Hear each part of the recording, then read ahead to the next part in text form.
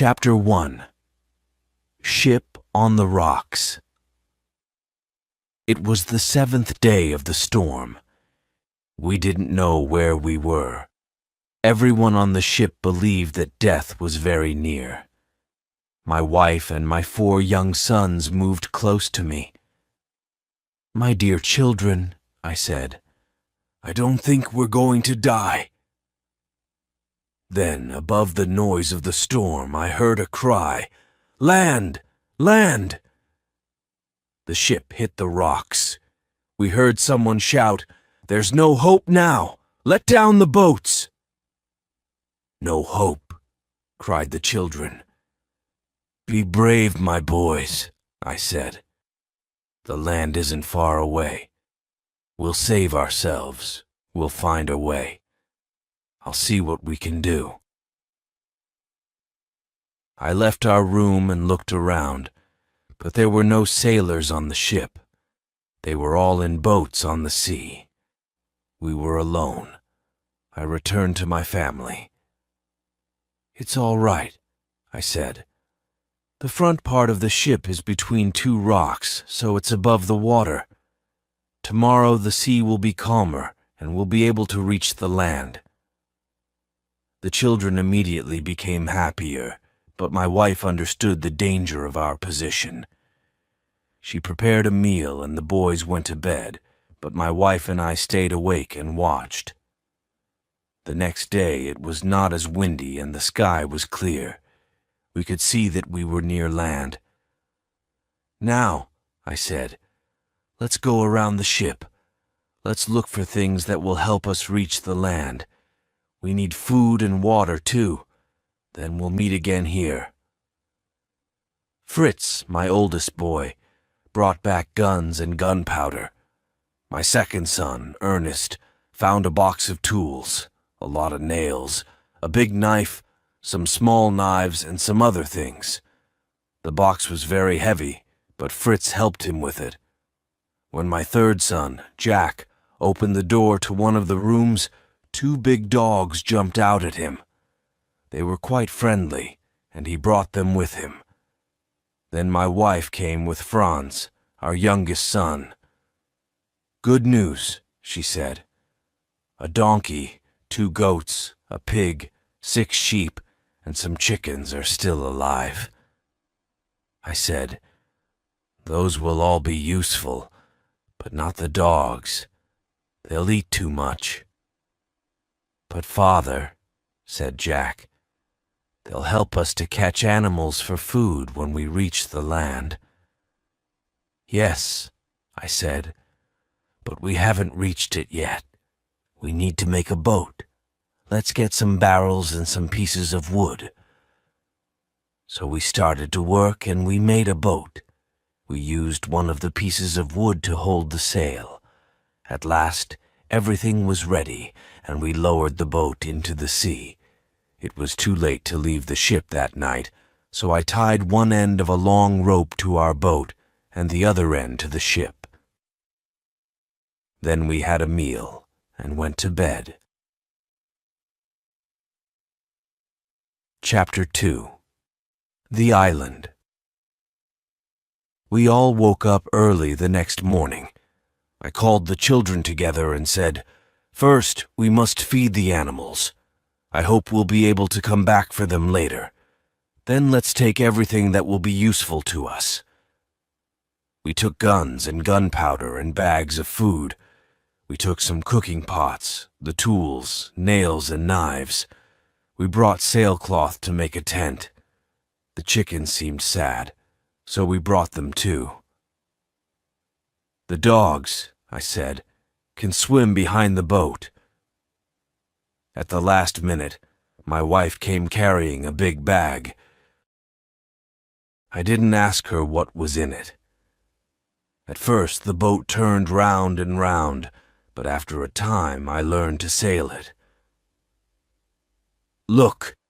cried Fritz as we came nearer the land. "Those are coconuts. We'll have coconuts to eat." The dogs were swimming towards calmer water. "They know the best place to land," I said. I'll follow them. 3 of the boys jumped onto the beach. Then they helped Franz to follow them. We took everything out of the boat and freed the chickens. Then I cut some wood from the trees, put it in the ground, and made a tent from the sailcloth. Now, I said to the children, go and bring some dry grass for our beds. While they were doing this, I found some big stones for a fireplace. I soon made a good fire using dry wood from the beach. My wife got a pot of water from the river and put it on the fire.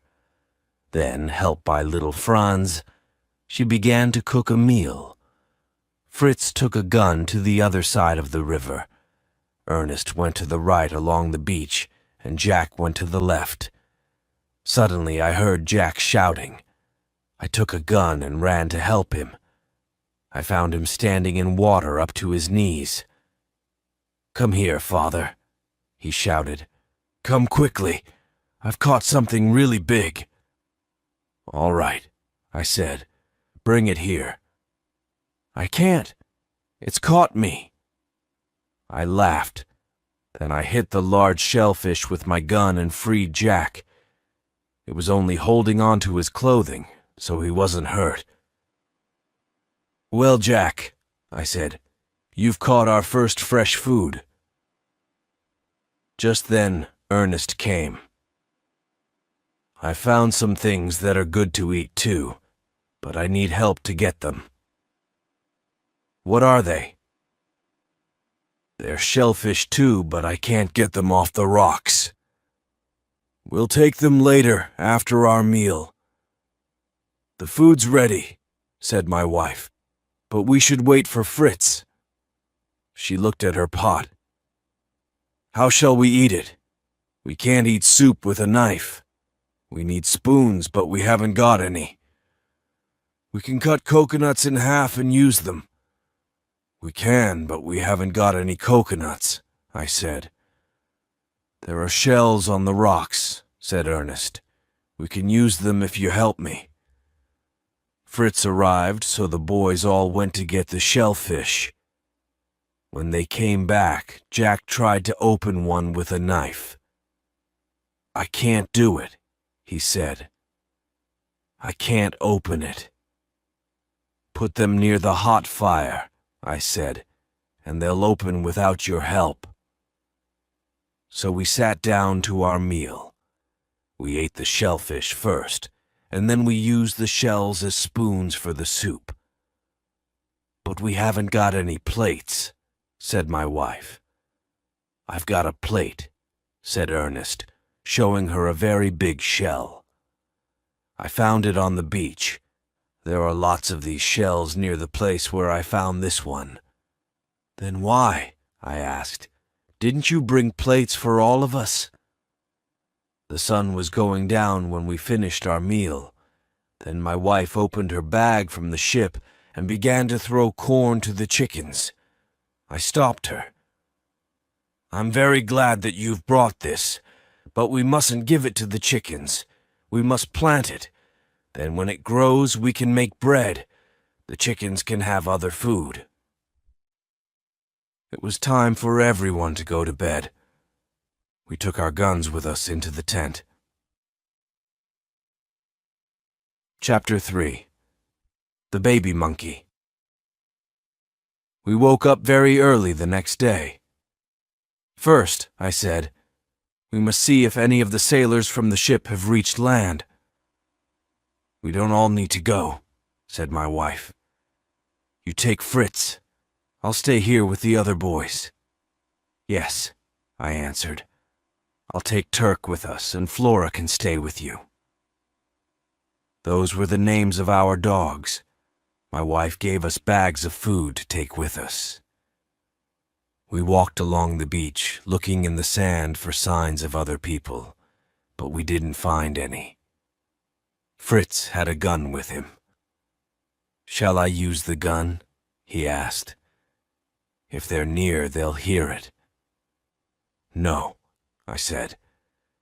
If there are wild men on the island, they will hear it too. We don't want them to know we're here." We turned away from the beach and walked for about a mile. We came to a little wood. At every step we saw a new and beautiful plant. "What's this strange plant?" asked Fritz, "with these big things growing on it?" "Ah," I said, "those are gourds. They're very useful." We took some of the gourds and cut them open. "Now we must take out the soft part inside. We'll leave the shells to dry in the sun. Then we can make spoons and plates and cooking pots from them. That's why these plants are so useful." "I don't understand how you can make a cooking pot from this. If you put it on the fire, it'll burn." "Ah," I said, "but you don't put it on the fire. You fill it with water. Then you put hot stones into the water and the water will boil." We cut plates, spoons, and pots from the gourds and put them in the sun. We left signs to ourselves around the place so we could find it again later. We walked to a field of very tall grass. It was growing high above our heads. Now, where, I thought, have I seen grass like this? We had to cut our way through the grass. As I touched it, my hands became very wet. I put a hand to my mouth. Then I remembered. "Come here, Fritz. Cut one of these open and put the soft part in your mouth." He did that. "Oh," he said, "it's sweet like sugar." "It is sugar," I answered. "Let's take some back with us. The others will be very pleased and surprised." Next, we came to some coconut trees. As we moved nearer, we saw a lot of monkeys on the ground near the trees. But when they saw us, they ran up into the trees. They made angry noises at us. Fritz lifted his gun. "Stop!" I cried. "Why do you want to kill those monkeys?" "Because they're screaming at us. They're terrible, useless things." "Or perhaps they're laughing at you." "Why are you getting so angry?" "Because they're laughing at you. They're right to laugh at an angry boy. And they aren't useless." "How can you make a monkey useful?" Fritz asked. I threw some stones at the monkeys in the trees, and the monkeys threw coconuts down at us. "There," I said, "an angry monkey can be quite useful." "More useful than an angry boy," said Fritz. "But I'm not angry now. I'll carry the coconuts." We came to more coconut trees, and the dog, Turk, ran in front of us. We heard cries of pain and angry cries from the monkeys up in the trees. We saw that Turk had one of the monkeys in his mouth. Fritz ran to save it, but it was too late. The monkey was dead. Its baby wasn't far away. It was in the grass, crying out in fear. Then a very strange thing happened. The baby monkey jumped onto Fritz's back and held onto his hair. "Take it off! Take it off!" cried Fritz. I laughed. "It's lost its mother, and so you've become its father." "Yes, it's very similar to its new father." I carefully took the monkey off Fritz's back and held it in my arms. "What shall we do with it?" I asked. "Can I take it home?" Cried Fritz. "I'll get milk for it from the goats on the ship, and soon it will learn to find food for itself." We returned to the beach, and my wife and the 3 other boys ran to meet us. They were very pleased to see the little monkey. "What are those sticks?" they asked. "They're for you to eat," said Fritz, and he gave the sugar to his brothers. A very good meal was waiting for us at the tent. Different sorts of fish and a bird were cooking over the fire. Franz caught the fish while we were away. Ernest caught the bird. The fish was very nice, but we didn't like the taste of Ernest's bird. The sun was going down when we finished our meal, and we all went to bed. Fritz took the little monkey with him. Chapter 4. Back to the ship. When I woke up, I said to my wife, "I don't know what to do first. There are so many things that we need to do." "First," she said, "you must bring those animals from the ship. Go with Fritz. The rest of us will look for a place where we can build a home." I said to her, "We'll have to stay on the ship all night. Tell Ernest to climb up that high tree. He should tie a piece of cloth to the top. If there's any danger, pull the cloth down. And you must put up a light on the ship," said my wife. "Then I'll know that you've got there safely." We reached the ship quite easily. The animals were in good health and had enough food. I remembered my wife's words and put up a light. Then we had some food and went to sleep. We woke up very early the next morning and found useful things for our life on the island. "We must have plenty of gunpowder," said Fritz. "Then we'll be safe if we meet wild animals or enemies later." "We must think of the present," I said. "What do we need now for these next few days or weeks?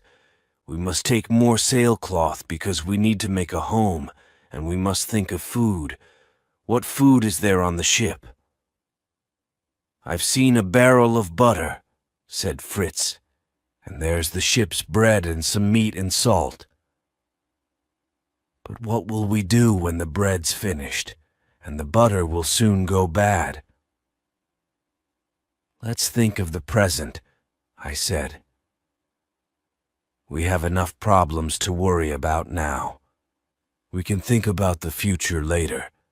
Perhaps a ship will come and take us away." But I was wrong. It's always a good idea to prepare for the future. We didn't know that at the time, so we made some silly mistakes. We didn't take back things that we needed later. It was a slow job getting all these things together, so we had to spend a second night on the ship.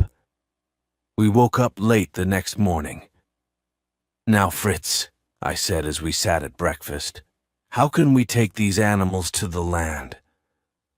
"We can't put them in the boat," he said. "They're too heavy." "Can we make another boat?" "No, the animals are too big. What can we do? The pig can swim, but the goats and the donkey can't swim so far." "No," I said. "We can't make a boat that's big enough. There are a lot of barrels on the ship, enough for a bigger boat, but we haven't got time to make one." "Barrels!" cried Fritz. "Let's make a boat for each animal. Let's tie barrels to the animals. The barrels will hold them up above the water when we pull them behind the boat." "That's possible," I said. "Let's try first with one animal and see." We tied a barrel to each side of a sheep and put it into the sea. It went down and down, then finally I saw its head above the water and it began to swim. When it was tired, it stopped swimming. It stayed there, held up by the barrels. Fritz jumped into the sea and tied a rope to the sheep, and we pulled it back into the ship. We worked very hard, and for a time the job seemed impossible. The pig and the donkey were the most difficult. "Perhaps we should leave them," said Fritz. "We need the goats more than the other animals." We tied barrels to the goats, and then tried again with the pig and the donkey. The donkey seemed to understand, but the pig gave us a lot of trouble. "The pig's very fat," said Fritz, "and pigs are good swimmers. Perhaps its fat will keep it up in the water." So we didn't tie barrels to the pig. At last we got all the animals into the water. Then we climbed into the boat and put up the sail. There was a strong wind, and we soon reached the land. I cut the barrels from the animals, and they came up onto the beach. They were glad to be on land again. My wife and the boys came running. My wife was surprised to see all the animals, even the pig, safe on the land. "How did you think of using the barrels?" she asked. "I didn't think of it," I answered. This was Fritz's plan, not mine. Chapter 5. A New Place. "What did you do, my dear, while Fritz and I were on the ship?" I asked. "I found a place for our new home," said my wife. "It was impossible to stay in the tent because it was so hot, and there are no trees here that we can sit under. So Ernest and Jack took their guns, and we took enough food with us for the day. The dogs came too. We came to a river and crossed it on stones. Then we walked up to higher ground. From there I could see a small group of 10 or 12 trees. They were the biggest trees that I've ever seen. We stopped and ate our lunch there. It seemed to me to be the perfect place to live. Now you know my story. I went to look for a new place to live, and I found one. Promise me that we'll go there tomorrow. We'll make a home for ourselves in one of those big trees." "What?" I said, laughing. "In a tree house. We can live under a tree, but how can we get up into the tree? Fly? You can laugh if you want to, but I'm sure that we can build a small hut in the branches. We'll think of a way to get up there." "Right," I said. "We'll all go and see the place tomorrow. Then we'll think about what we can do." During the night, I thought about our conversation. Then, as we sat at breakfast the next day, I said, "Yes, we'll move to the place that you saw on the other side of the river." I turned to the boys and said, "Now, what's the first thing that we must do?" "I know," said Jack. "We must move the tent there, and then take all our things and the animals. What do you think, Fritz?" "The place is on the other side of the river." Mother, Ernest, Jack, and Franz went across on stones. But the donkey and pig can't cross on those stones, and we can't carry our things across the water. We must build a bridge. That's the first thing, isn't it?" "No," said Ernest. "First, we must go out to the ship and bring back wood for the bridge." "We don't have to do that," said Jack. "There was a lot of wood on the beach where that shellfish caught me. It's come from other ships, and there will be more there now." "Good boy," I said. "Let's see what we can find." Jack was right. We found plenty of wood. We tied together the big pieces which were useful to us. We pulled them to the mouth of the river. Then we got the donkey, and with its help, we pulled the pieces of wood up the river. Finally, they were at the place where we wanted to build our bridge. It wasn't easy, but we put 3 long pieces across the river. Then we nailed more wood across them. It was very hard work, and we all slept well that night. The next morning we got up early and began preparing for our journey.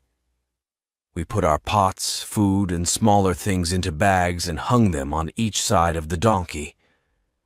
We put little bags on the goats, but the pig refused to carry anything. Franz sat on the back of the donkey so it could not run away. The boys and I carried the other things that we needed for the first few days in our new home. When we were all ready, my wife said, "We can't leave the chickens here. If we leave them, we'll lose them all." Fritz and Ernest tried to catch the chickens, but it was impossible. They ran away.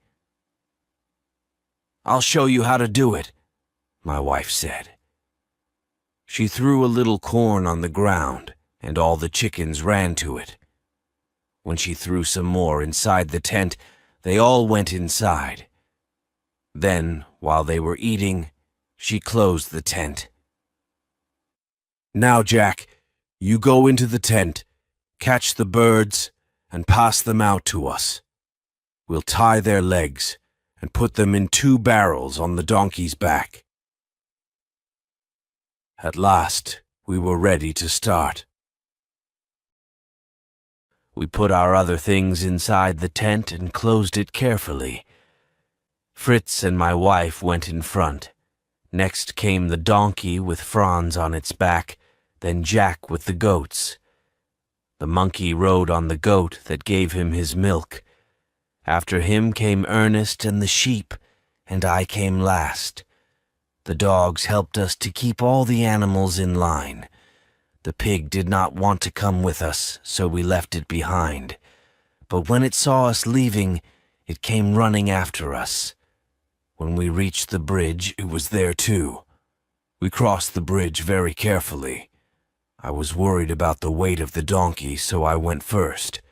The bridge was all right, so the donkey went next. Then the rest followed, but not the pig. Oh no, the pig refused to go on the bridge. We tried everything but without success. Then, when we were all on the other side, the pig swam across. It followed us, so we reached the place where we wanted to make our new home. "These are wonderful trees," said Fritz. "They're so tall." "Yes," I said. "I didn't think they were as big as this. This is an excellent place. If we can make a house in one of these trees, we'll be safe from wild animals." We tied up the animals so they couldn't escape, but not the pig. The pig lay down and slept. We freed the chickens, and my wife started a fire and cooked a meal for us. Chapter 6. The Rope Ladder. After the meal, I said, "We must sleep on the ground tonight. I can't see how we can get up into a tree this evening." Then I went to the beach with Fritz and Ernest. We looked for the things that we needed for a ladder. The beach was covered with pieces of wood of all sizes, carried there from ships by the sea. "It'll be difficult to make a ladder out of these pieces of wood," said Fritz, "and it'll be very heavy."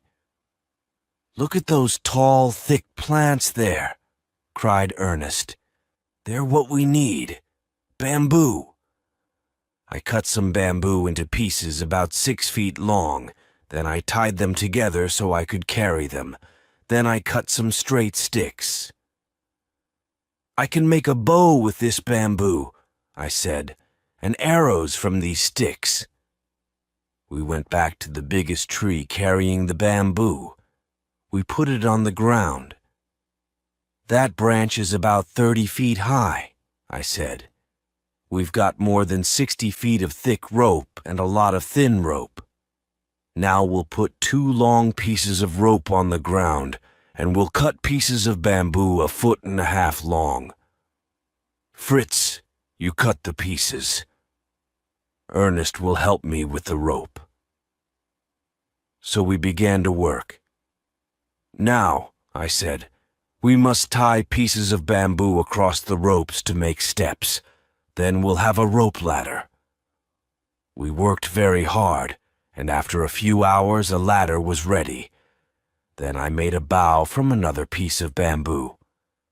"Ernest," I said, "make arrows from these sticks. Put a big nail in one end." "Oh," cried Jack, "a bow and arrows. What are you going to do with them? I want to play with them. I'm not making a toy, Jack. I'm going to shoot with this. But soon you'll all have bows and arrows because we must be careful with our gunpowder. When we've used this gunpowder, we won't be able to get any more. And if there are dangerous men on the island, we'll need our gunpowder.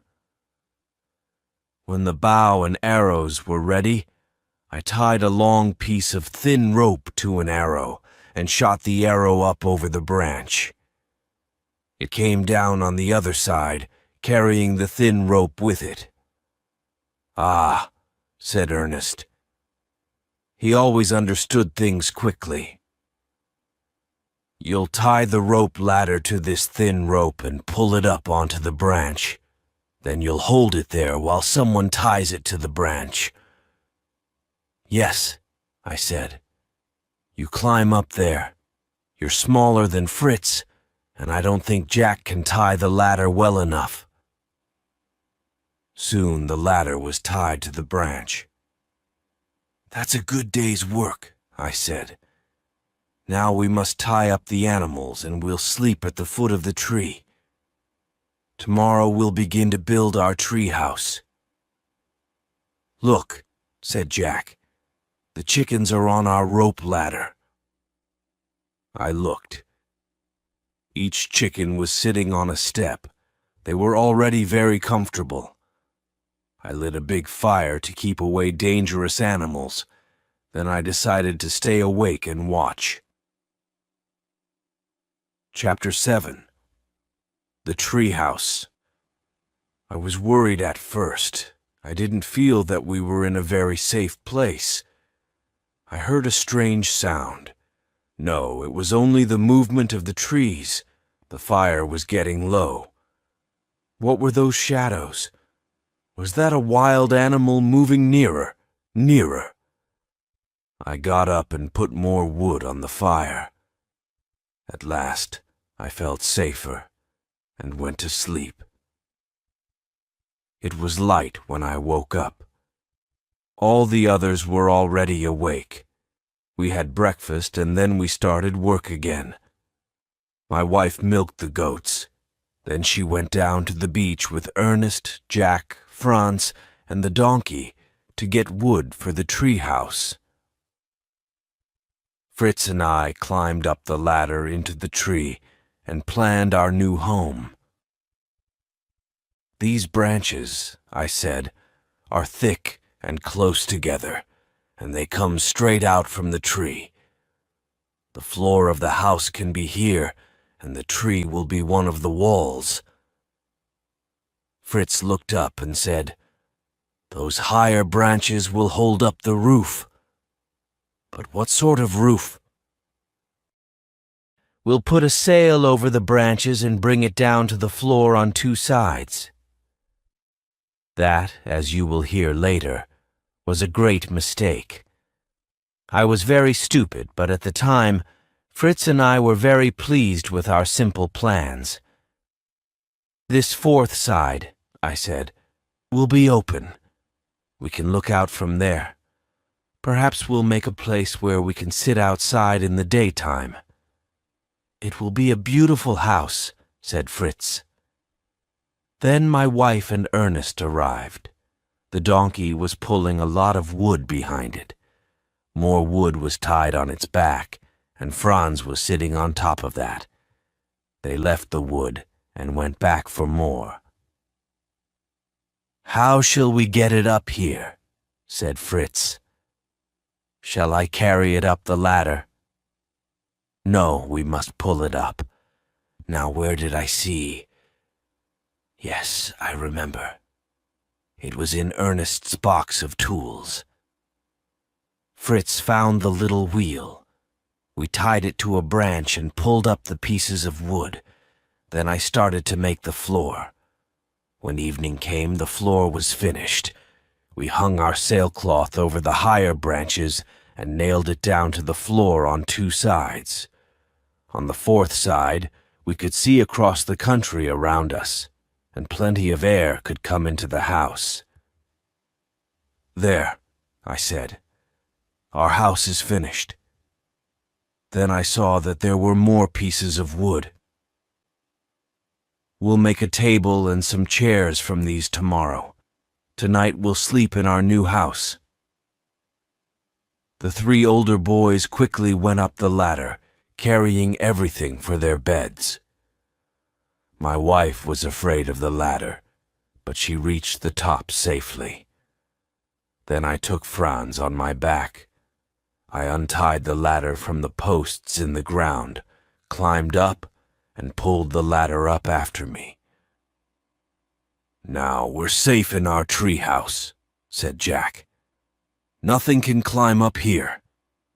"Oh," cried Fritz. "Where's the monkey?" "There," said Ernest, pointing to Fritz's bed. "A monkey can climb up anywhere." I kept my gun by my side. I was still not sure that the animals below were safe, but the night passed quietly. Chapter 8. Back to the tent. After breakfast, Fritz and I started to make a table. Suddenly we heard a loud bang, and a small bird fell almost at our feet. "That was a good shot," said Ernest, picking it up. He was very proud. "It wasn't good," I said. "We can't use our gunpowder like that. We can use the guns to shoot large animals for food, but for birds and small animals, we must use bows and arrows. Look at the bow and arrow that I've made, Ernest. Try to make better ones and learn to use them." When midday came, we put some barrels around the new table. We were ready to eat our first meal at it. "Where are Ernest and Jack?" asked my wife. "Let's start. If they come late, they won't have any lunch." "Maybe something has happened to them," said my wife. "I can't eat if they're not here." We waited. "I'm sure nothing has happened to them," I said at last. "They're young and silly and don't notice the time. Put the food on the table." Then Ernest and Jack arrived carrying bows and arrows. "Look," said Jack. Before I could speak, he held out 2 very small birds. We shot them with our bows and arrows. "I'm very pleased about that, but I'm angry because you're late. Your mother's been worried about you. Sit down and eat your lunch." We only had meat and a little bread for lunch. The bread was very hard. The meat was an animal that I shot the day before. "I left some things at the tent," said my wife. "If we get them, I can give you better meals." We left and walked towards the beach. The dogs went in front. This time the little monkey was riding on Turk's back. Then came Fritz, Ernest, and Jack with their bows and arrows. My wife, Franz, and I came last. There was still a lot of wood on the beach, and I noticed 2 long pieces just the same shape. Their ends were turned up. "Now where?" I thought. "Have I seen pieces of wood shaped like that?" Ah, I remember. In Switzerland, of course. We reached the tent and found everything in the same place as before. Everyone looked for the things that they wanted. Fritz got some gunpowder while I found the butter. My wife pointed to a bag that I remembered putting into our boat. "What is it?" I asked. "Ah," she said. "That's what I wanted for our lunch. Potatoes." "There are only enough for 1 meal," I said. "But if we plant them, we'll have plenty next year, enough for all our meals." Jack was listening to this. "We can eat these potatoes, and then we can find wild potatoes," he said. "You found sugar and coconuts." "No, Jack. Wild potatoes grow on the top of high mountains, and they're very small and not very good to eat. These potatoes are different from wild ones. We must make a garden and grow potatoes in it." "But what can we eat now?" asked Jack. "I'll see what I can find," I answered. "Until our garden's ready, there are some wild plants that we can use." Next, Fritz and I went to get salt. The seawater dried on the rocks and left salt behind. We were able to get enough to give our food some taste, but we were stupid not to take more than that. Chapter 9. The Sledge.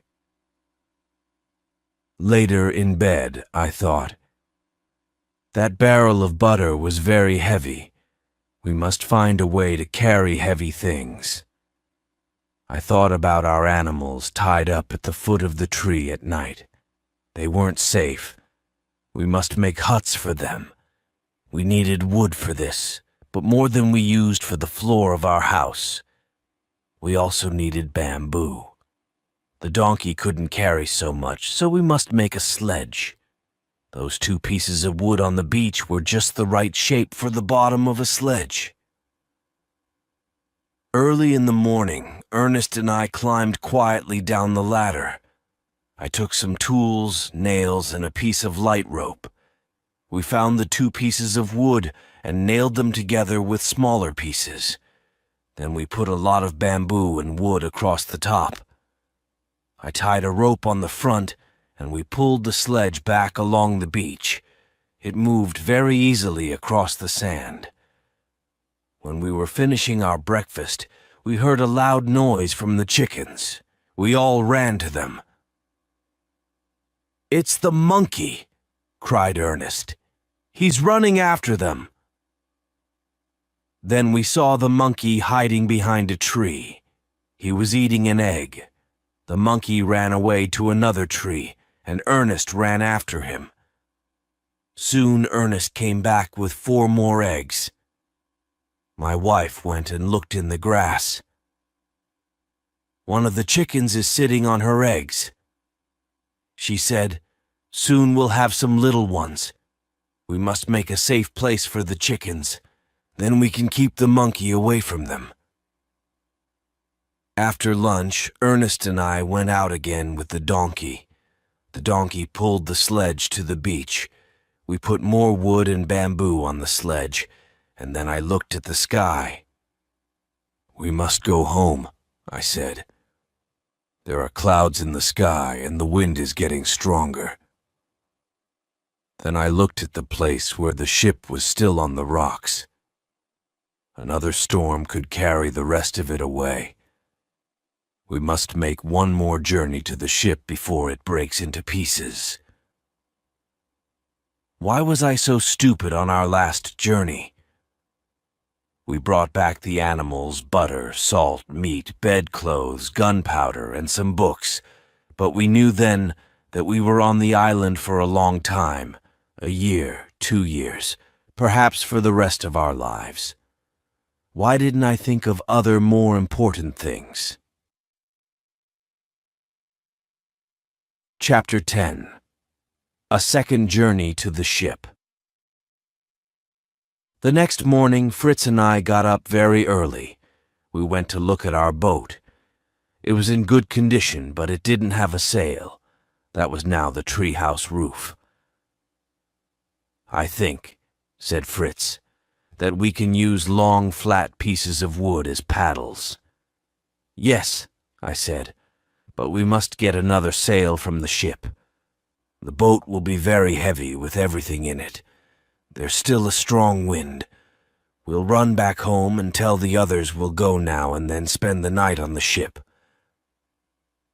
We went quickly and told them our plans. My wife said, "We'll meet you with the sledge when you come back. Be careful."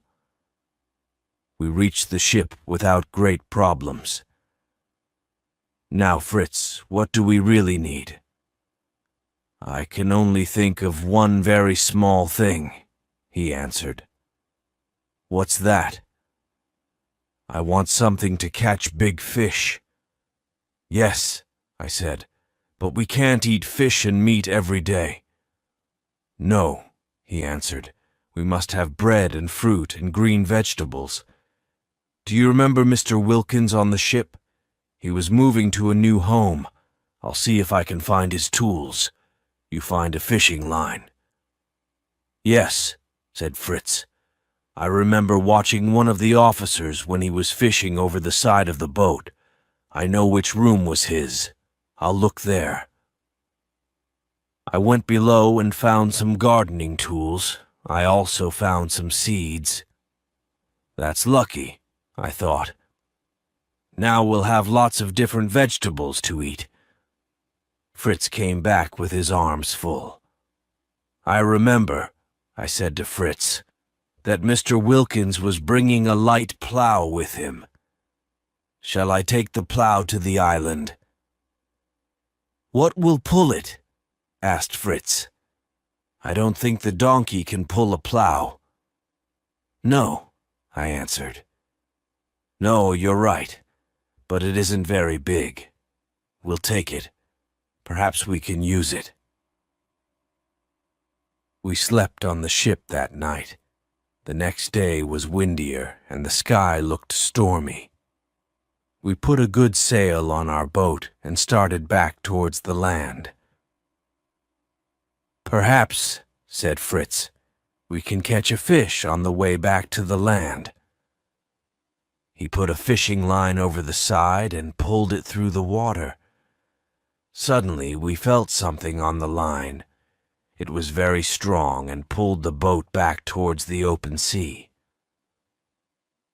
The fish will carry us away, cried Fritz.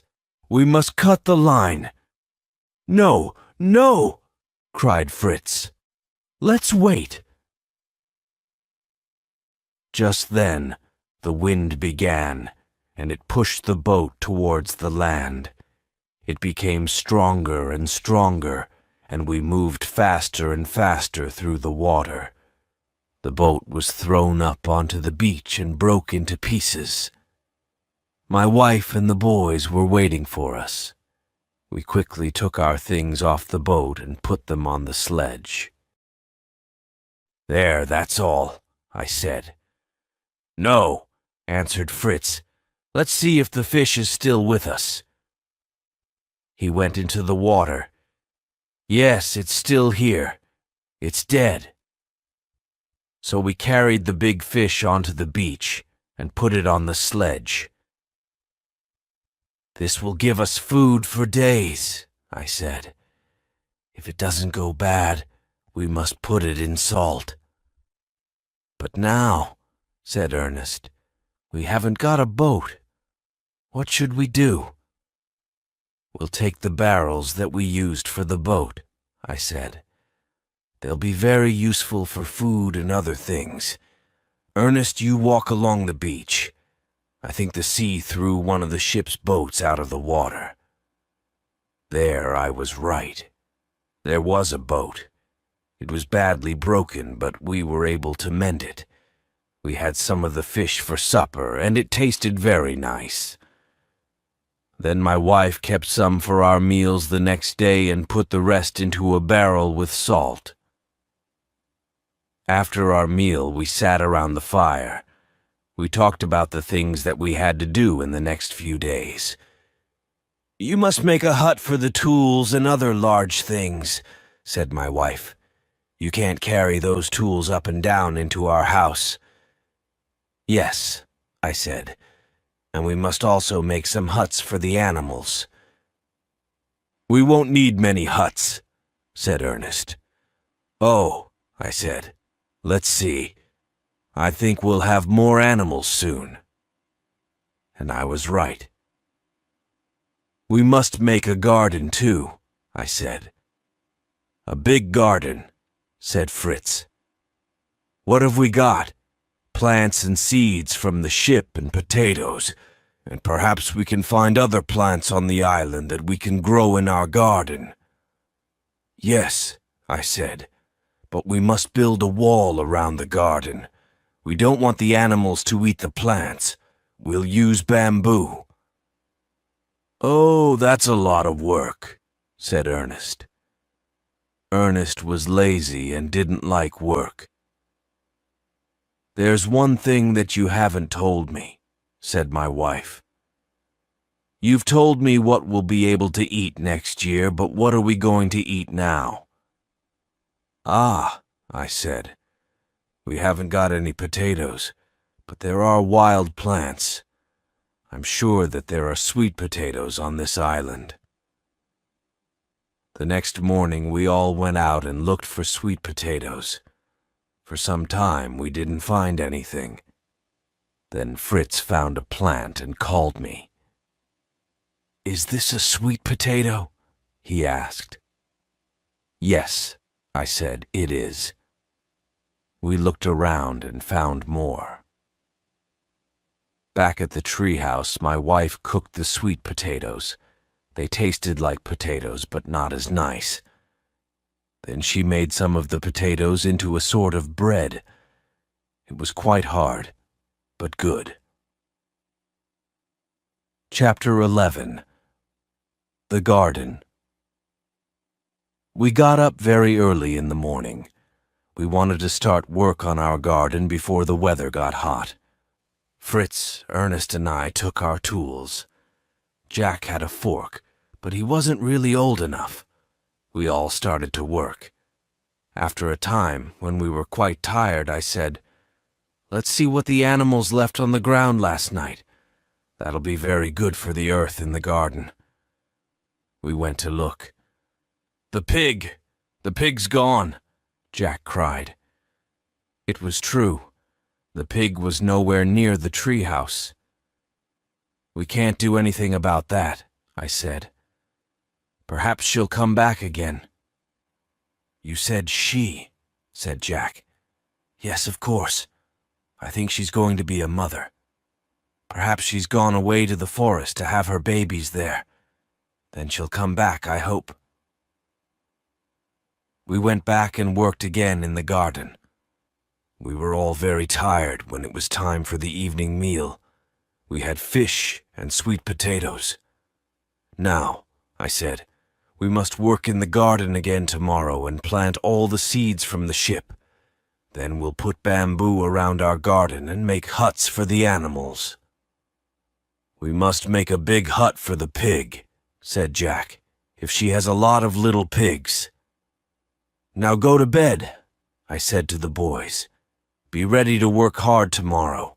First, we'll get the bamboo." "How will we carry a lot of bamboo across the ground?" asked Jack. "We can't use the sledge. Can the donkey pull it?" "No," I said. "We won't go to the place where we found bamboo before. We'll go to a different place. Then we'll be able to bring it here more easily." "Oh," said Jack. "Is there an easier way?" "Yes," I said. "We'll go up the river. We'll cut the pieces of bamboo and pull them to the river. Then the river can carry them down to our treehouse." "Ah," said Jack.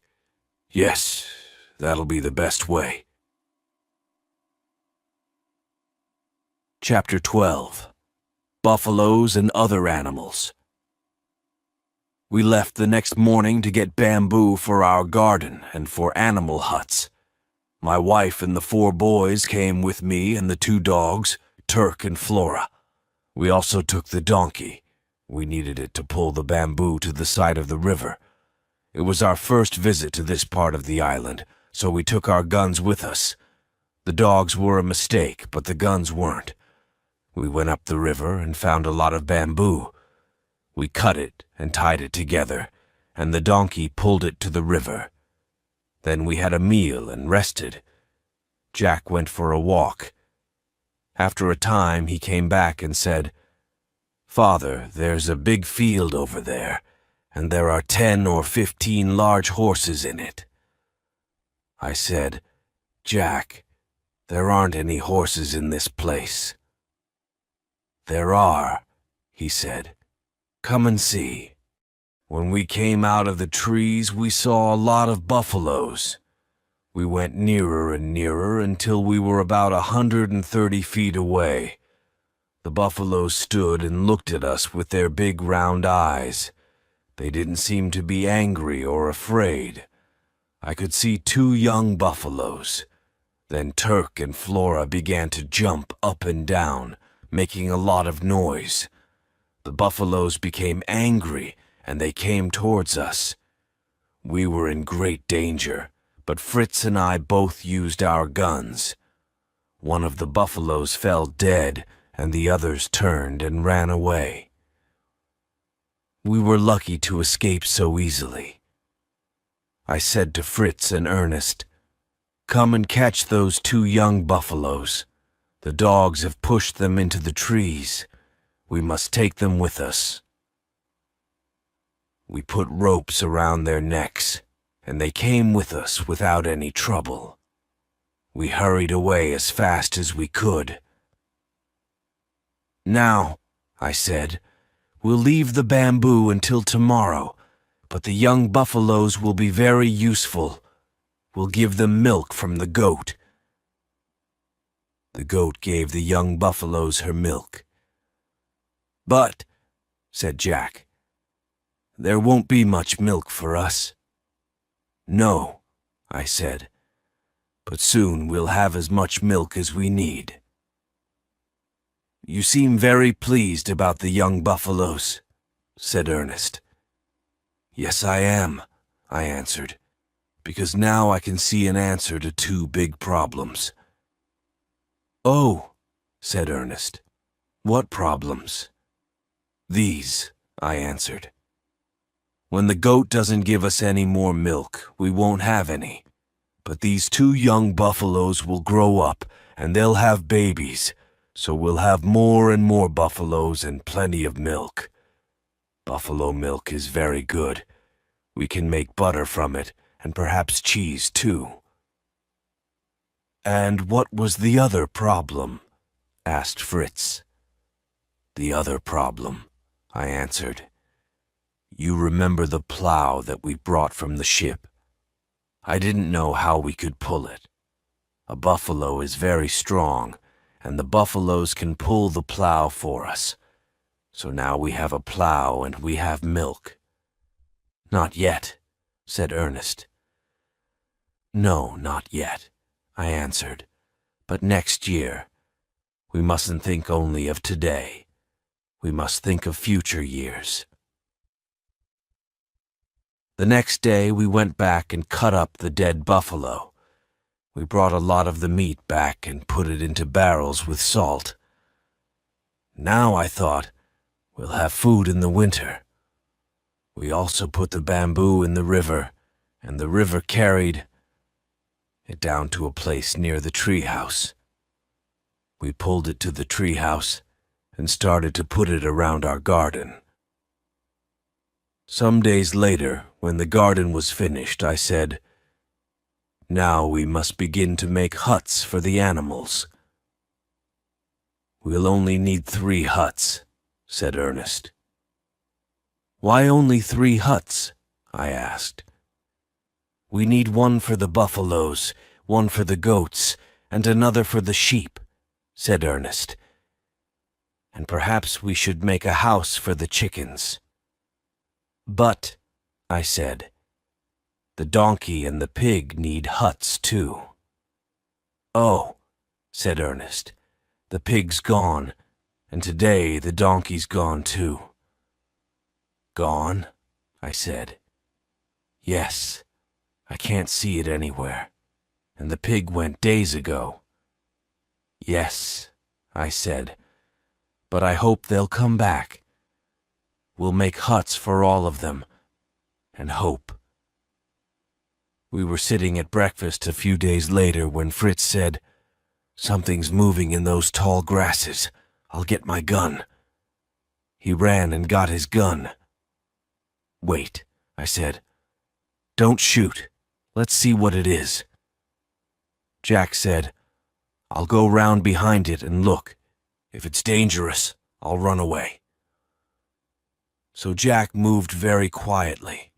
He was very good at that because he often followed birds with his bow and arrow.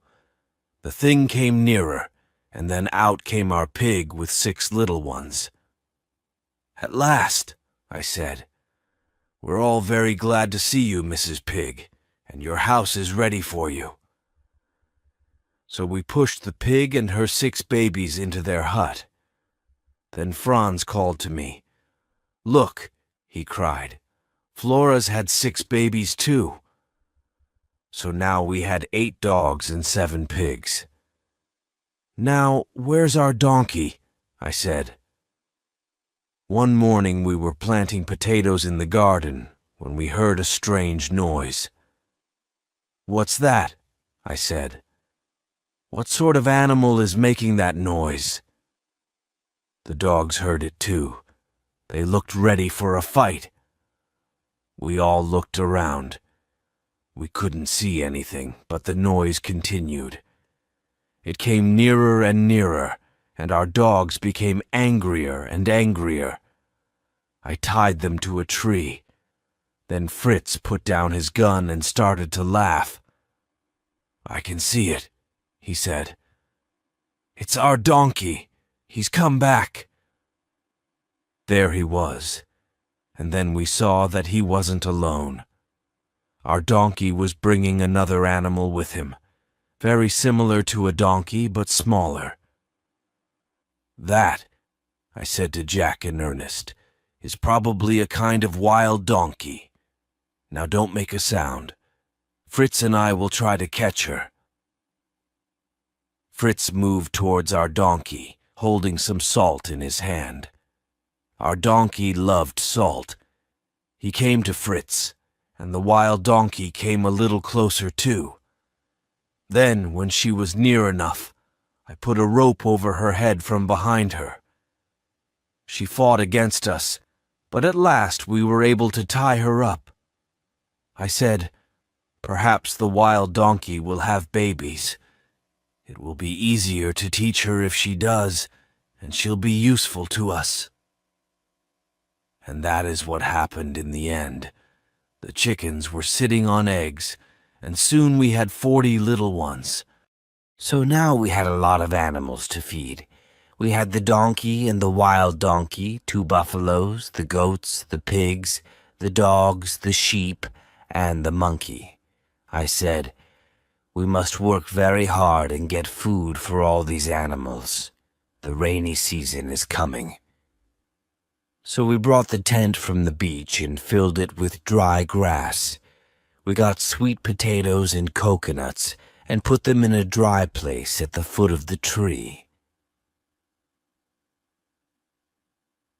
Chapter 13. Winter. There were dark clouds in the sky, and the sea was stormy. I looked out to sea and thought, "The sea has finally broken up our ship. There will be more wood on the beach, and this rough sea will come up to our boat on the beach." "Boys," I said, "we must pull our boat high up on the beach. We don't want the sea to carry it away, and we must turn it over so it doesn't fill with water." We went down to the beach and pulled the boat up high on the sand and turned it over. Then Ernest pointed and said, "What's that thing there? That square thing?" I looked and saw a big box. It was nearly covered with sand. We uncovered it and opened it, and it was full of a sailor's clothes. The clothes were very wet and salty from the seawater. "We can wash them in the river and dry them," I said. "They'll be too big for us," said Jack.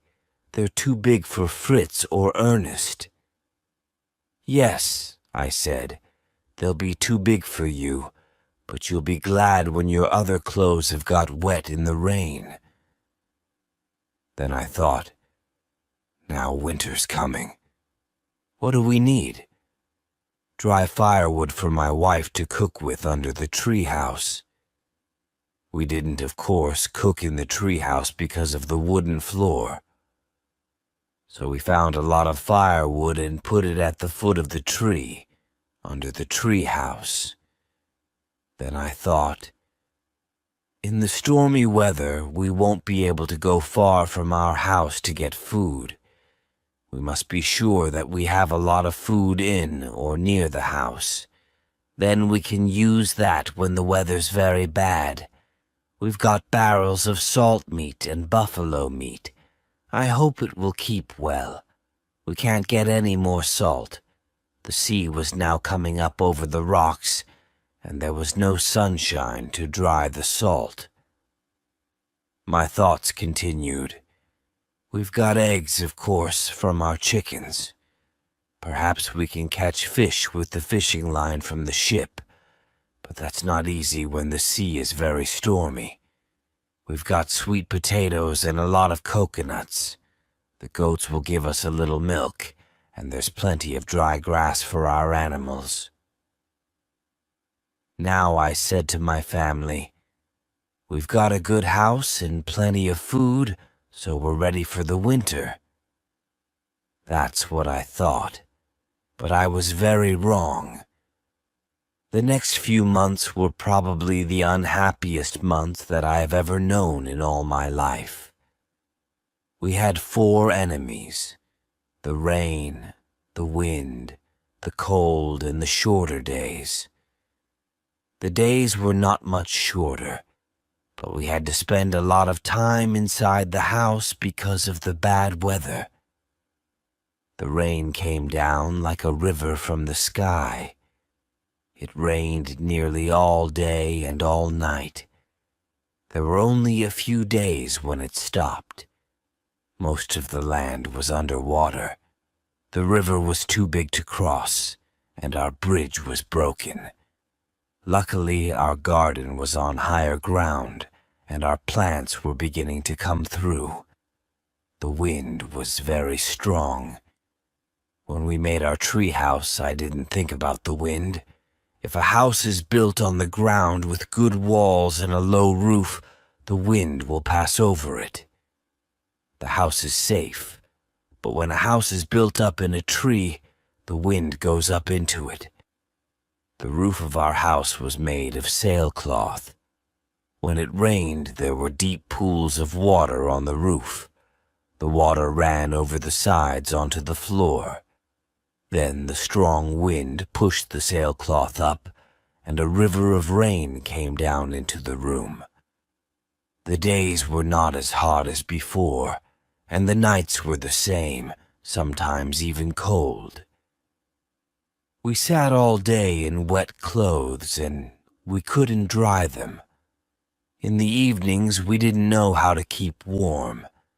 We put stones on the floor of our tree room and lit a fire on them, but soon the room was full of smoke, and we were afraid of a fire. We couldn't get the smoke out of the room. We couldn't make a hole in the roof because of the rain.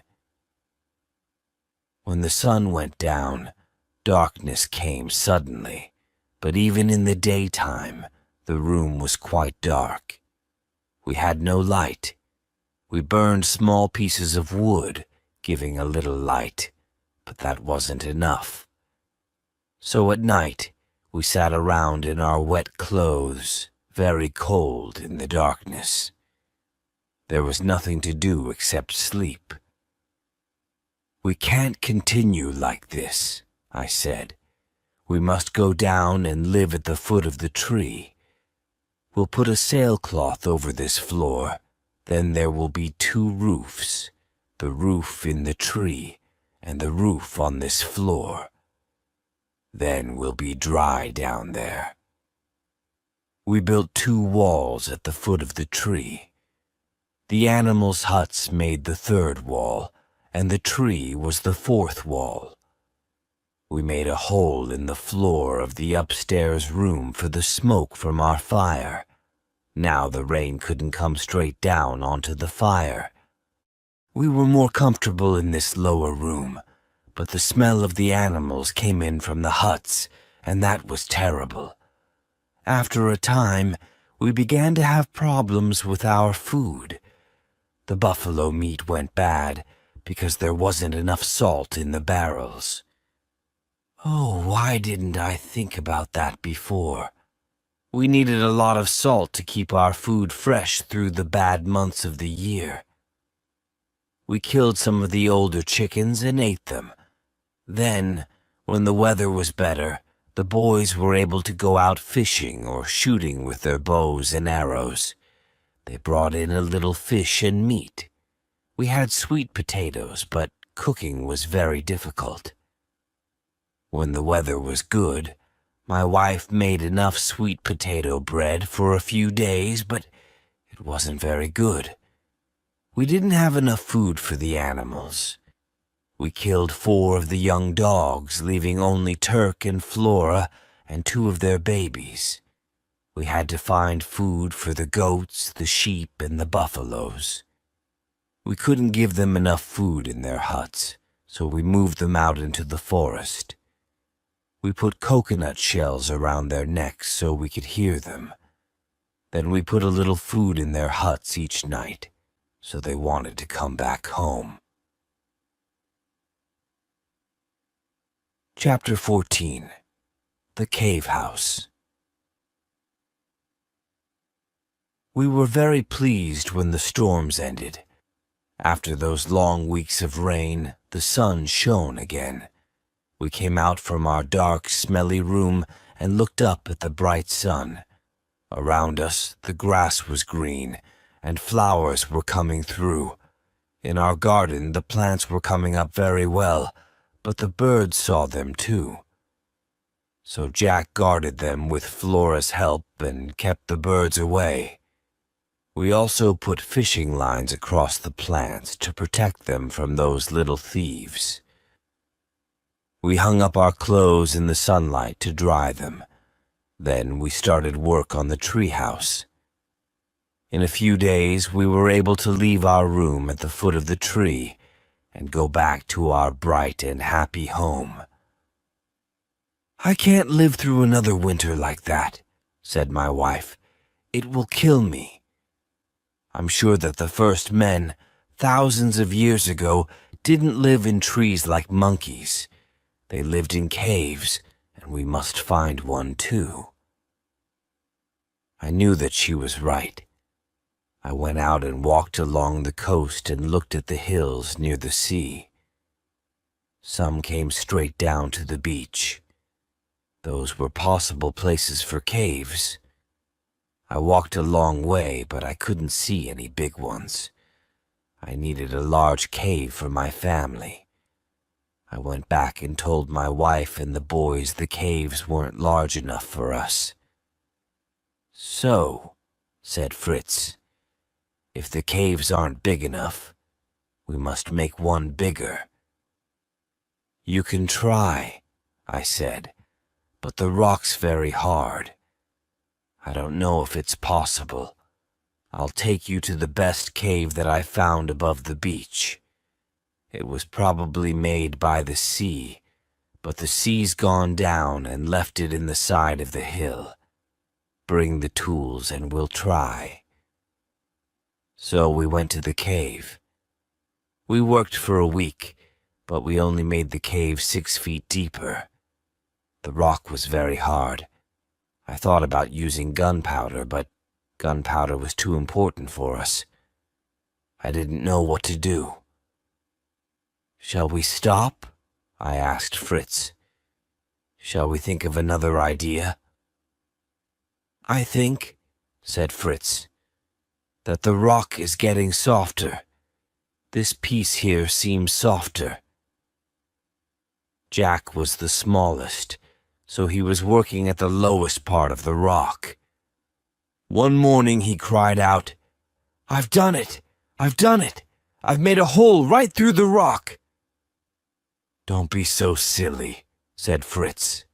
"I don't believe you." "But I have," said Jack. "I have." Fritz went to look. He soon came back saying, "It's true, Father. Jack's right. I can't understand it. Jack has made a hole in the rock, and there's nothing behind it." I was very surprised. I took a long piece of bamboo and put it through the hole. "Yes," I said, "there's nothing behind there." "Let's make the hole bigger," said Fritz. "Then one of us can go through." I said, "That's dangerous. If the hole's very deep, you'll fall. We must be very careful. Let's make the hole a little bigger. Then I can put my head in and look." So we made the hole bigger, and I put my head in. Suddenly I felt very ill. I moved away. "You mustn't go into the cave, boys, if it's a cave," I said. "The air's really bad and dangerous. I'm sure you can die in there. First, we must drive out the bad air." "How can we do that?" asked Fritz. "We must light a fire," I replied. So we put burning grass and sticks into the hole, but the fire went out immediately. "Perhaps," said Ernest, "if we light a fire just in front of the hole, the hot air will pull the cold air out of the cave." "Yes, that's possible," I said, "but I think that will be slow and perhaps dangerous. I think this time we should use some of our gunpowder." So I took some coconut shells, tied some rope around them, and filled them with gunpowder. Then I lit one and threw it quickly into the cave. There was a very loud noise, and the bad air came out with the smoke. I did the same with 2 more coconut shells, and then we tried to light a fire again. This time the fire burned. It didn't burn very well, but the smoke and hot air came out through the hole, and soon the fire was burning better. At last it began to burn brightly, as brightly inside the cave as in the open air. "Run to the treehouse," I said to Ernest. "Bring all the small pieces of wood that we've got. We can use them as light when we go into the cave." While he was gone, we made the mouth of the cave bigger. Then we could see the walls that were nearest the doorway. Jack looked in and said, "The walls are covered with beautiful stones in lots of different colors. It's wonderful." I looked into the cave. Jack was right. The walls were covered with things that looked like stones. "That's very strange," I said. "What are they?" Then Ernest came back from the treehouse bringing the wood. I went into the cave first. I wanted to be sure that the air was good. I looked at the stones.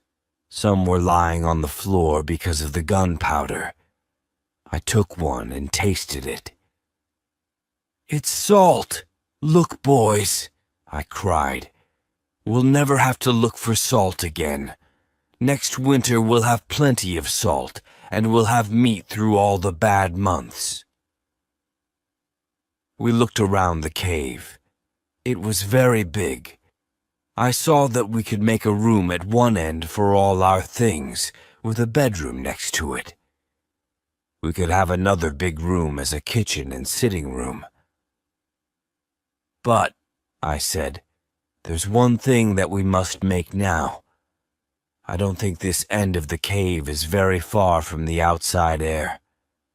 I'll hit the rock inside the cave.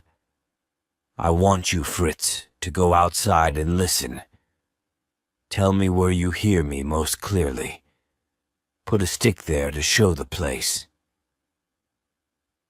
So Fritz went out, and I started to knock on the inside of the cave wall in different places. After a time, he came back and said, "I found the best place. I can hear you quite well." "Ah," I said, "then we'll make a hole through there from the outside. We need fresh air in the cave. It'll be hard work, but we must do it." It was hard work, but after 2 days Fritz was able to put bamboo through the hole. The other end of it came into the cave. Then we made the hole bigger from inside the cave. "Now," I said, "we can make a fireplace with a hole for the smoke." So we started work. Using stones and earth, we made a good fireplace with a hole for the smoke.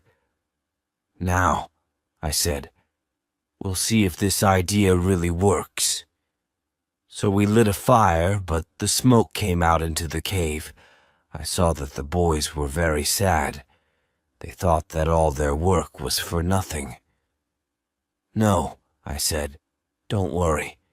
When the hole gets warm, the air will go up it. It'll be all right. Keep the fire going for 2 days and it'll work very well." And that was what happened. On the second evening, the air began to go up the hole, and it took all the smoke out of the cave. "Now," I said, "we don't have to fear the next winter." My wife was very pleased.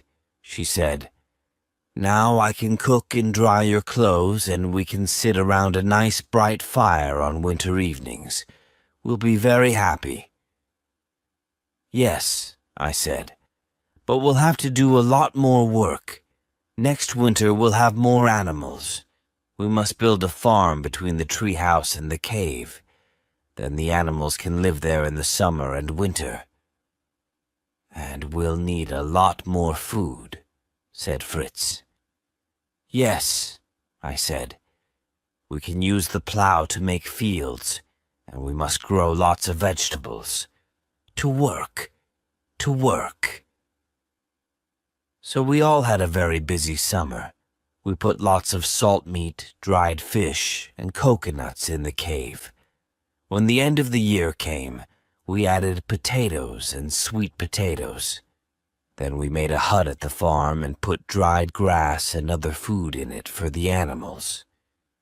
We built a small hut there for someone to live in. They could look after the farm at night and drive away wild animals. "What are we going to do about clothes?" asked my wife. "The boys' clothes are in a terrible state, and the clothes from the sailor's box aren't very useful. When we found them, they were full of seawater. Now they're falling to pieces. They'll be all right for another year, but not longer. I must make cloth." "How can you make cloth?" said Fritz. "From what? We've only got 2 sheep." "There are plants," I said, "that we can use for cloth. I won't tell you about all our problems with those plants, but in the end, my wife was able to make cloth. It wasn't very good, and it wasn't very white, but she was happy. But until then, the boys wore animal skins. They caught the animals, and we now had plenty of salt, so we prepared the skins, and my wife was able to make clothes out of them. So the year passed, our second year on the island. The boys were getting big and strong. Fritz was now nearly 16, and Ernest was 14. I thought about the future. One evening I said to them, "You 2 are the oldest. Soon I'll have 2 fine, strong men to help me in our work on the island. As I become older, you'll be able to do the harder work. Jack is a quick learner and he can help your mother. Little Franz isn't very helpful yet, but he's a good little boy and doesn't give us much trouble. Yes, we are very lucky." Chapter 15. The Canoe. As the years passed, we made our houses better. We put a wooden roof on the treehouse. The rain didn't come through in winter after that, but it still wasn't a good home for the rainy season. We also built a place in front of the cave. We could sit out there and enjoy the sea air and the sunlight. The farm became bigger and bigger. The buffaloes pulled the plow and they gave us all our milk. We were able to make butter from it too. We got more eggs from our chickens than we could eat in the spring and the summer. In the winter, we had just enough eggs for our needs. The wild donkey had a baby. It was very pretty, and it was easier to teach than its mother. Of course, we had problems. One morning, Jack came running back from the farm. "Oh, Father, Father, come and see," he cried. I went down there. Everything in the farm buildings was broken, and the plants from the fields were everywhere. Monkeys laughed at us from the trees. "Oh no," I said. "They've destroyed everything. We must be sure that this never happens again." Turk and Flora's babies were now old enough for us to teach them. We made a rule that one of us, Fritz, Ernest, or I, always slept down at the farm with the dogs. They were quick to learn about the monkeys. We showed them that they must always run after a monkey. When they did, the monkeys ran away. Soon, the monkeys stopped coming to the farm. As I watched my boys grow up, I was very pleased with them. Fritz was very strong and tall. Ernest wasn't as big, and he was quieter, but he wasn't as lazy as before. He wrote down the names of all the plants on the island and drew pictures of them. He made some paper out of plants like the Egyptians many thousands of years ago. Franz was more sensible than Jack. He always did what he promised to do, but Jack was a good son too, and he did a lot of work on the farm. Franz liked helping his mother, while Jack spent more time with me. One day Fritz said to me, "I'd like to go away alone. I want to visit the parts of the island that we haven't seen. The ship's boat is too heavy for one person. I want to make a canoe." "I think we can make a canoe," I said. "I've seen canoes made from the bark of tall trees. I'll try to help you." We found a big tree, and I cut a ring round the bark at the bottom. Then I tied a rope ladder to one of the branches. I told Fritz to cut round the tree about 20 feet up from the ring. Then I made a cut from top to bottom between the two circles. We took the bark off very carefully, and it fell away in one piece.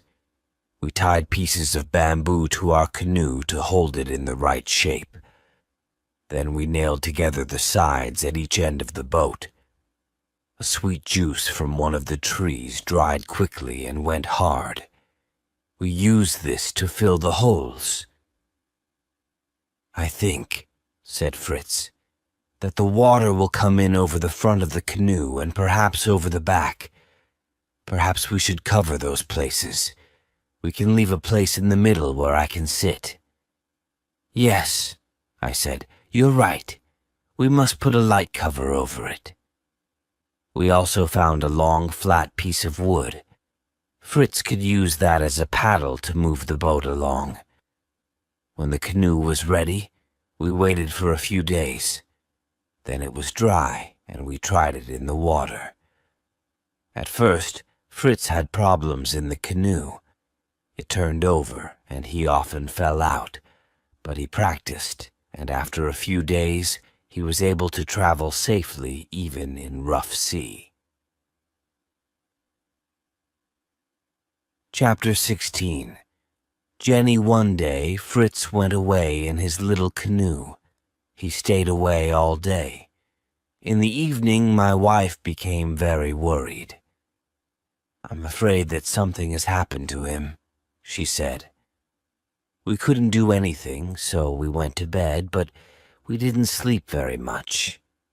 The next day, we went up to the top of a hill, but we couldn't see him. Then Ernest pointed. "Look," he said, "is that him?" We looked. It was Fritz in his canoe. We all ran down to the water to meet him. "Oh, Fritz," cried his mother, "I thought you were dead." While he was having breakfast, Fritz told us his story. I've always wanted to know more about the west of the island, so I decided to look there. I took my gun and some gunpowder, a fishing line, and my knife. I came to the place where we found shellfish for the first time. I went for a swim there, and I found a lot more. I brought some up onto the beach and opened them. Inside one of them, I found this. He held out his hand. In it, there was a large pearl. I opened some more, and I found a lot of pearls.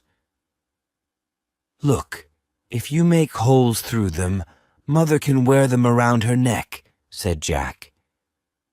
"No, no," said my wife. "I don't want them. Who wants to wear pearls on this island?" "Perhaps one day," I said, "a ship will come and take you home. You can sell these for a lot of money. We'll put them in a safe place." "I haven't told you the most important thing," said Fritz. "I went on farther to the west. In the evening I sat on the beach and had a meal. As I was sitting there, a big bird flew over me. It was flying very slowly, so I shot it. Then I saw why it was flying so slowly. It was hurt, and this was tied around its leg." He showed us a little piece of cloth with writing on it. I looked at the writing. "Help, sailor on Smoking Island." "The person wrote the message in blood," I said. "Yes," said Fritz, "but where is the Smoking Island? I went up the hill behind me and I looked out to sea. There, far out at sea, there was a little smoke going into the sky. It came from a small island. I went out to the island and climbed up to the top. In a little wood I saw a small hut made of branches. In front of the hut there was a fire and fish was cooking in a big shell. I hid behind a tree and waited. Then someone came out of the hut. She was wearing the coat of a ship's officer. She went to the fire. I came out of the trees and she turned around. "She," I said. "Did you say she?" "Yes. It was a young woman. I told her not to be afraid. I told her about us. She can live with us, can't she? We will bring her here, won't we?" "Yes, of course we will. But tell us about her." "Her father's William Montrose, an officer who lives in India. Her mother died when she was born. Her father was going back to England in a ship with his men, so Jenny had to travel in another ship. Her ship was lost in a storm a year ago. She got away in a boat with the ship's officer and some sailors. The officer gave her his coat. He told her to watch for another ship or for land. Then another storm came. A big wave covered the boat. She doesn't know what happened after that. When she opened her eyes, she was on that little island." "How has she lived there for more than a year?" I asked. "I asked her that. She's got shellfish and there are coconuts on the trees. She made a fishing line from her hair and she catches small fish. She uses stones to make a fire. She's made a little hut for birds from bamboo, but she can only catch small ones. When the big bird came down on the island, it hurt its leg, so she was able to tie that piece of cloth around it with her call for help." "And the bird came to you?" "Yes," said Fritz. "I sat with her and listened to her story. Then I told her to stay on the island. I promised to return as quickly as possible. I couldn't come all the way home that day. I slept on the beach and started again this morning. Can we go to Jenny today? Yes, I said. Yes, if we start immediately. I asked my wife to make preparations for Jenny. Then, taking a day's food with us, Fritz and I left in the ship's boat. Jenny was waving from the beach as we came near. We stepped out of the boat onto the beach, and she threw her arms around my neck and cried. We sailed back home along the coast. Mother and the 3 boys were waiting on the beach to meet Jenny. My wife said, "I'll have to dress you like one of my sons because these are our only clothes." Jenny had a bath and dressed in sailor's clothes. Then she joined us for a large lunch, and Jack put flowers in her hair. Perhaps my boys thought that they could teach Jenny a lot of things, but she could shoot better than they could. "My father taught me in India," she said. She was very good at catching fish. She was able to tell Ernest the real names of many of his plants. "I learned all that at school," she told him. Very soon, she and the boys were close friends. Jenny thought about her father all the time. "I'm sure that ships are looking for me," she said. Fritz said, "If a ship comes, we'll hear a gun. We'll answer with our guns, then they'll know that we're here." "A ship will come one day and take me back to Father," Jenny said. "I'm very happy with you, but he's probably very sad. He doesn't know if I am alive or dead." The summer ended, and the winter passed. Early one morning, Fritz went out in his canoe. He was looking for a nice big fish for our lunch.